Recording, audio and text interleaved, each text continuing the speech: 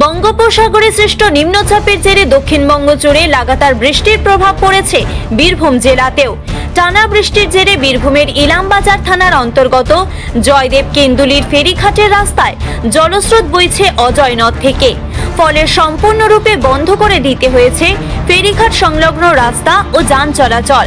স্থানীয় সূত্রে জানা গেছে, অজয় নদের জলস্রোত বিপদসীমার উপর দিয়ে বইছে। ফেরিঘাট সংলগ্ন রাস্তাটি কার্যত নদীর অংশে পরিণত হয়েছে। বহুদিন ধরে অব্যাহত বৃষ্টির ফলে রাস্তার বেহাল অবস্থা। নদীর প্রবাহ বৃদ্ধিতে ওই কজওয়ে রাস্তায় যাতায়াত এখন সম্পূর্ণ বন্ধ। পরিস্থিতি বুঝে প্রশাসন ও ফেরিঘাট কর্তৃপক্ষ দ্রুত সিদ্ধান্ত নিয়ে নিরাপত্তার স্বার্থে যাত্রী ও যান চলাচল সম্পূর্ণ বন্ধ করে দেয়। এর জেরে বীরভূম ও পশ্চিম বর্ধমান জেলার মধ্যে যোগাযোগ কার্যত বিচ্ছিন্ন হয়ে পড়েছে। প্রতিদিন হাজার হাজার মানুষ এই রাস্তাটি ব্যবহার করেন, বিশেষ করে রুটি রুজির তাগিদে দুর্গাপুর শিল্পনগরীতে যাতায়াত করতে। এছাড়াও স্কুল ছাত্র, শিক্ষক, রোগী সহ নানান পেশার মানুষ এই রাস্তা দিয়ে যাতায়াত করে থাকেন। ফলে এই হঠাৎ যোগাযোগ বিচ্ছিন্ন হয়ে পড়া তাদের জীবনযাত্রায় বড় প্রভাব ফেলছে। তবে আশার কথা, অজয় নদের ওপর একটি স্থায়ী সেতুর প্রায় 90% নির্মাণ ইতিমধ্যেই সম্পন্ন হয়েছে। স্থানীয়দের দাবি, নদীর জল নামলে ফের রাস্তা মেরামতের কাজ শুরু হবে। পাশাপাশি তারা দ্রুত ওই নয়া সেতুটি চালুর দাবি জানাচ্ছেন। সোনাগাতে ডিউটি করি।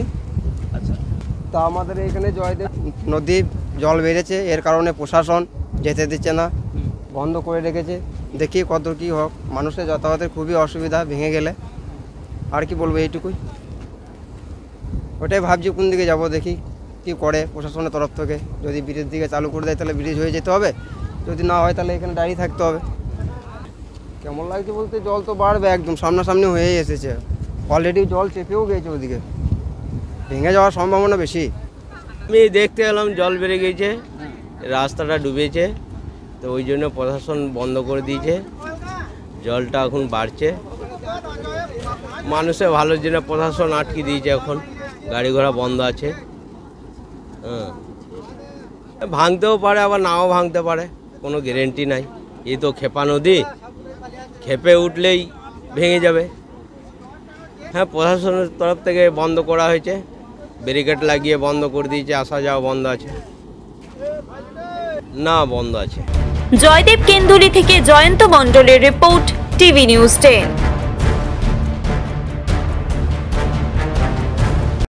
মন যখন যাচায় হাতের কাছে পায়, Nalanda Fortune park.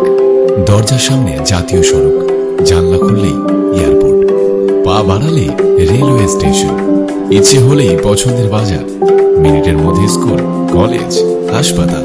Nalanda Fortune park, Gopal মাঠ, দুর্গাপুর, পশ্চিম বর্ধমান।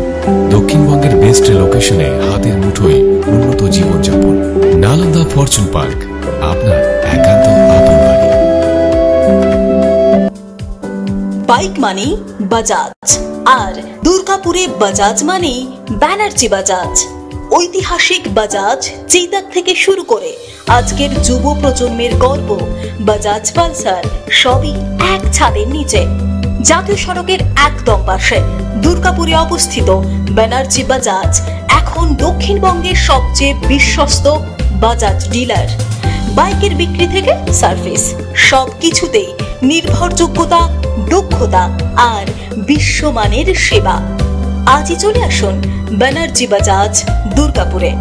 বাইক কিনুন আর বাজাজের গর্ব অনুভব করুন।